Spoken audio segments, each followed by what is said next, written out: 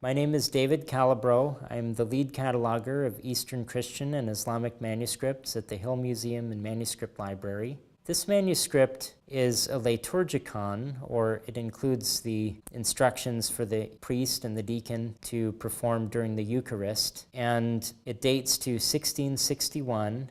It comes from the Greek Catholic Patriarchate in Damascus, and this community is known as Melkite. They follow the Byzantine rite in their liturgy, and the tradition of the Melkites is Syriac, but many of their texts are written in Arabic and in Greek. So this manuscript is actually written mostly in Arabic, but with some parts written out in Greek. And in fact, some parts of the manuscript have Greek and the Arabic text for the liturgy in columns parallel, side by side.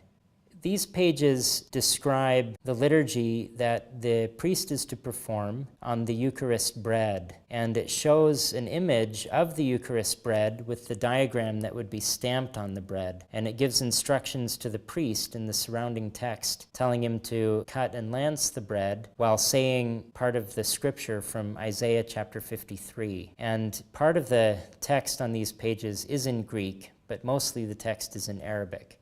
Near the end of the manuscript, at the end of the main part of the text, is what's known as a colophon, where the scribe identifies themselves and usually gives the date of the manuscript and the circumstances under which it was written. And in this case, we find very interestingly that the scribe identifies herself as a woman.